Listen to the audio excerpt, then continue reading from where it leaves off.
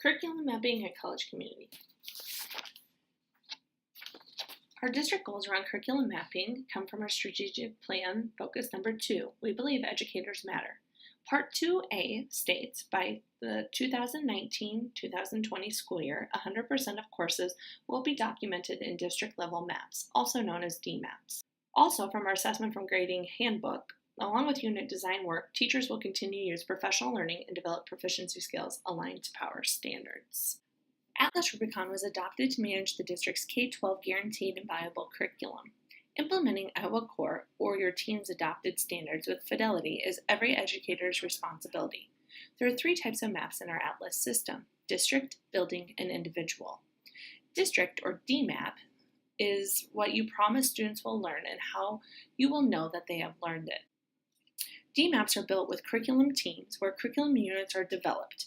The DMAP contains the standards, common assessments, and proficiency scales. The BMAP, or building map, originates from the DMAP. It is where the teachers build their units and draft revisions for the following year. The individual map, or IMAP, can be used by individuals but not required. If you would like an IMAP on top of your DMAP and BMAP, that decision would be made between you and your principal. Mapping responsibilities. Responsibility number 1. All teachers, including specialists, will use the district map and/or maps as a foundation for designing curriculum. Responsibility number 2. All units are documented in Atlas Rubicon. They are not housed in other places like Google Docs, and they should be accessible by all staff members. Responsibility number 3. All units documented in Atlas must be taught and assessed. Responsibility number 4, all lessons and assessments will scaffold toward summative assessments. Responsibility number 5, all teachers, including specialists and singletons, should analyze data within their PLCs. This matches a couple of our PLC questions. What do we do if students did learn, and what do we do if students did not learn? We can share our data and analyze even if we do not share classes or grade levels. For example, looking at 21st century skills, literacy standards, and PBIS data. Now we will discuss how to map. As a team, you will begin by creating a DMAP for your course or courses. DMAP includes a year timeline, which is a unit calendar, your team's POWER standards and supporting standards, which are located in stage 1 of the map, and your team's proficiency scales and assessments, which will be located in stage 2. All 4 of these areas will be locked down after the map is published. This means these items will not be able to be edited from the building map. Teachers will not have editing rights to them once the year has been built. In the DMAP, you start by creating or reviewing your unit calendar.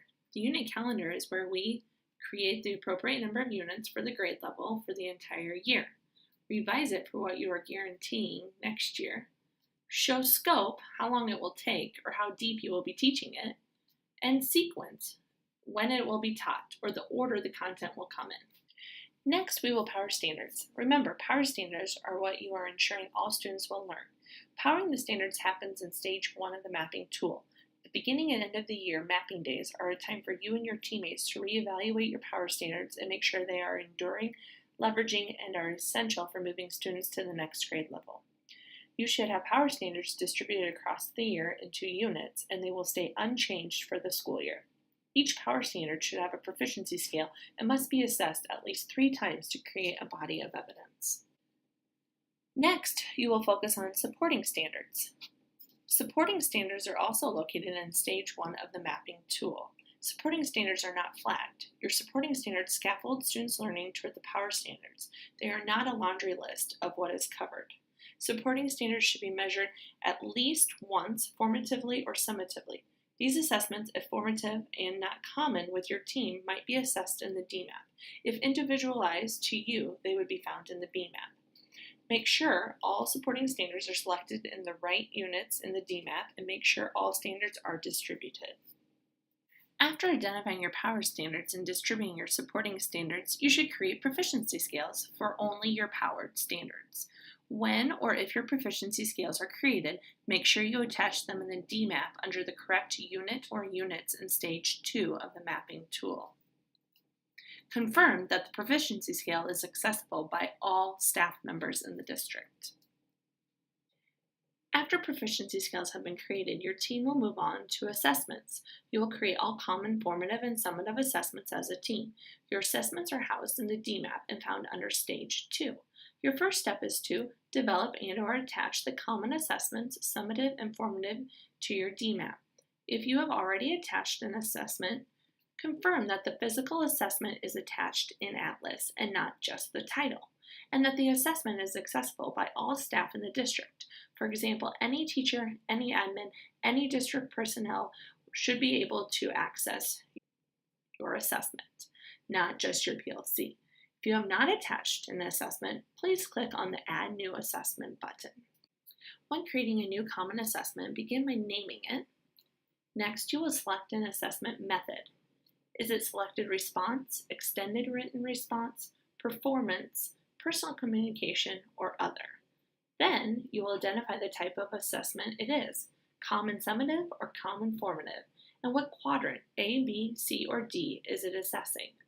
Lastly, write a description to give more detail around the physical assessment. Lastly, when creating your assessments, check out the standards that are being assessed. Also, make sure that the standards you have checked are located on the physical assessment as well. Once you've completed all of the DMAP requirements, which are identifying your power and supporting standards, creating and linking your proficiency scales, and lastly, creating and linking your assessments in your DMAP, you can go ahead and publish the DMAP, which will then roll over into each teacher's building map. One thing to remember is, for the most part, your DMAP is now set and will stay this way for the upcoming year. Your standards could change due to some circumstances and should only happen with approval from your team, coaches, and principals. Now we will move into the B, or building map. When you're in your building map, you will not be able to revise anything marked with a D, which would be all of the categories we just discussed under the DMAP portion of the screencast. Everything marked with a D is a non-negotiable. You are guaranteeing that you will do what is listed. The DMAP was created with common in mind, the non-negotiables. The BMAP is for individualization. You will continue the development of stages 1, 2, and 3 that is unique to you. In stage 1, you will start with conceptual lenses. Conceptual lenses are a particular concept or concepts that are selected to focus the thinking for the unit of study. When deciding on a conceptual lens, you could ask yourself, what concepts do you want all of your students to understand at a deeper level through this unit of study? Next, in stage 1, would be the enduring or essential understanding. These are based on big ideas that have lasting value beyond the classroom. As you work on this section, think to yourself, the students will understand blank. What do you want your students to understand, not just know or do? Enduring or essential understanding should be made of 2 or more concepts. The essential question section is where we put what we want students to think about. The essential question should be an engaging question for students and help us as teachers organize our thinking and approach curricular design through creative choice that highlight the focus of a course or a unit of study. Essential questions should be open-ended, written in kid-friendly language, and designed to focus instruction to uncover the important ideas of the content. The content section is where we house what we want students to know and understand about the unit or topic we are teaching. As we fill out this section, we can ask ourselves, what are the facts, concepts, generalizations, and principles that will be the focus of our curriculum? What is it that we want students to know at a deep enough level that they could explain their understanding to others? The learning targets are what we want students to be able to do. These are the skills and processes students will acquire or practice as they work with the content of this unit. These skills should allow students to apply the knowledge they have gained and should begin with an action verb. When documenting your learning targets, they should scaffold from lower order to higher order thinking. The learning experience section is where we document what experiences students will engage in to help promote their learning. As you plan a unit by design lesson, consider the where-to elements. The W, where the students are going, why we are teaching it, and what will be required of the students. H, the hook into the big ideas that will hold their attention throughout. E, explore, experience, and equip. That the opportunities students will be given to explore, which will help students experience the big ideas and receive instruction that will equip them for the required performance or your what. R, providing the students with multiple opportunities to rethink, rehearse, revise, and or refine their work. E, evaluate, build in opportunities for students to evaluate their progress, self-assess, and goal set. T, tailor, ways in which we can address students' talents, interests, learning styles, and needs. Lastly, O, the organization and sequencing of the learning plan to maximize engagement and effectiveness. The resource section is where you store materials that you will draw upon for your instruction. And lastly, in stage 4, you have a place for reflection. This is a place for you as the teacher to record insights around the unit. What went well? What might need to be changed? And how can this unit be improved? Reflections can take place during and or after instruction to help refine the unit for the following year and to help with the designing of future lessons and units. After completing all sections of the BMAP, make sure you hit the Unit Saved button. So to recap the curriculum mapping expectations, first determine what course or grade level your team is mapping this year. If you have power standards, review them and make sure they are what you all still agree on. In the DMAP, create the appropriate number of units for this grade level or class for the entire year. This will happen in the unit calendar.